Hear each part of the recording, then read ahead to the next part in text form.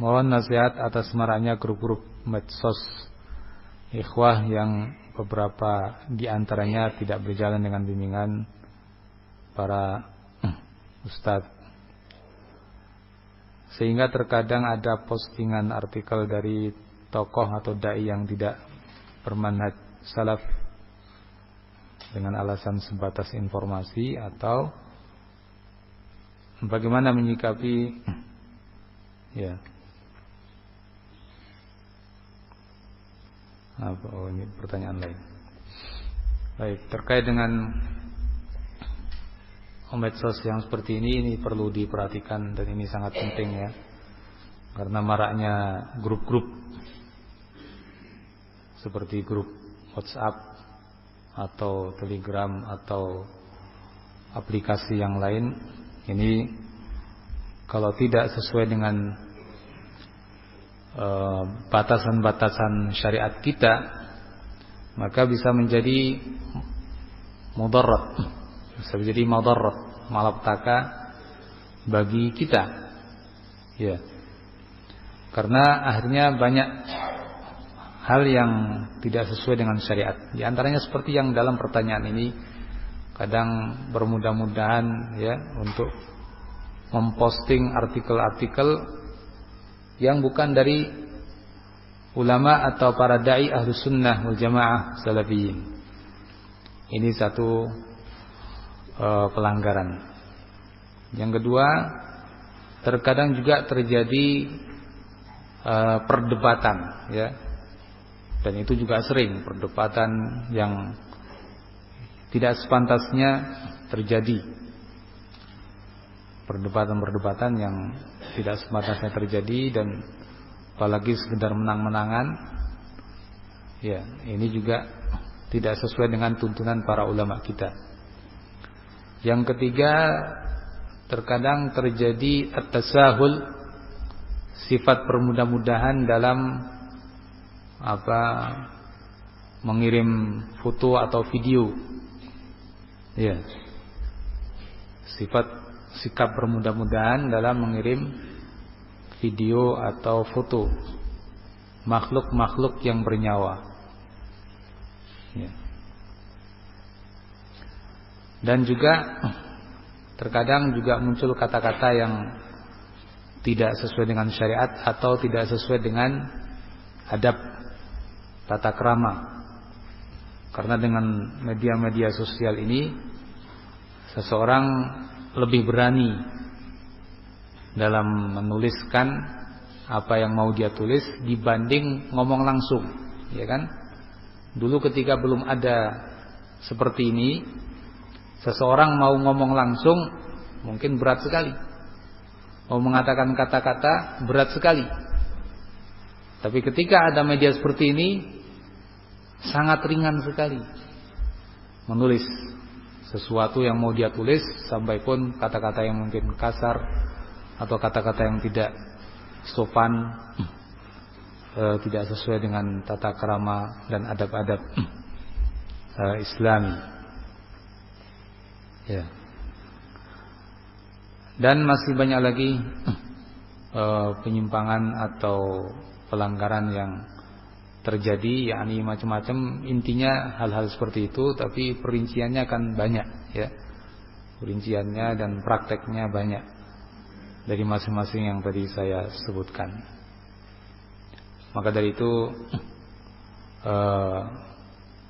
dimohon tentunya sangat berhati-hati dalam hal ini, dan termasuk hal yang perlu kita ingatkan bahwa terkadang ya, seorang yang berposisi sebagai admin suatu grup seolah-olah menjadi sebuah menjadi seorang yang berkedudukan ya, seolah-olah admin suatu grup itu menjadi suatu manzilah yang tinggi ya.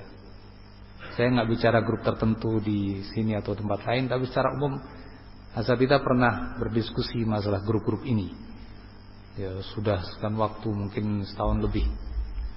Termasuk yang disoroti adalah bab ini, bahwa seorang admin seolah-olah menjadi seorang yang berposisi tinggi seperti seorang ustadz sehingga dia punya kebijakan ini dan itu, kadang diminta pendapatnya ini dan itu, padahal terkadang perkara-perkara yang menyangkut urusan syariat. Dan yang jadi admin pun terkadang akhirnya terbawa dengan suasana itu. Dia pun merasa menjadi orang yang berkedudukan. Padahal yang namanya admin, ya kita tahu admin kan hanya pengumpul, ya, pengumpul dan pemandu kurang lebihnya dalam grup tersebut, tidak lebih daripada itu. Nah, ini juga hal yang menjadi mudarat bagi grup-grup media sosial itu, ya, sehingga tidak jarang terjadi suatu problem di suatu komunitas Ahlussunnah karena posisi tersebut, karena posisi tersebut. Ya. Maka dari itu, seperti yang tadi saya katakan, ini hal yang perlu diperhatikan. Grup-grup ini sekali lagi kalau tidak terbimbing dengan batas-batasan syar'i bisa bermudarat. Maka dari itu tetap kita amalkan ilmu kita dalam bab akidah, dalam bab ibadah, dalam bab akhlak, termasuk dalam hal-hal seperti ini.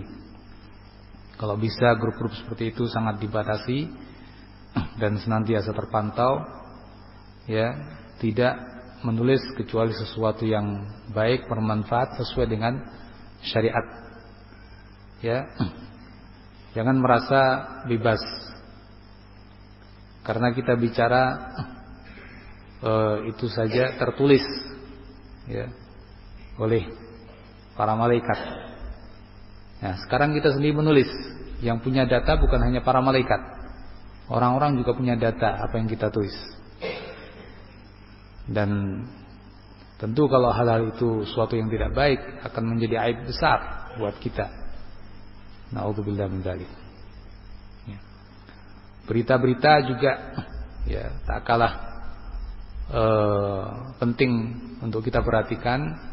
Pemberitaan di medsos-medsos melalui grup-grup tersebut. Kita kadang menukil berita, ini ada berita ini, ada berita itu, berita ini, berita itu. Ya. Padahal kita sebelum di medsos, kita sebetulnya di tempat taklim kita sudah tahu yang namanya menukil berita harus apa, tabayyun, benar apa enggak, dipercaya apa enggak, ya kan. Tapi subhanallah ketika masuk di medsos, kadang kita nggak bisa menerapkan ilmu kita. Terbawa oleh suasana, entah berita benar apa enggak.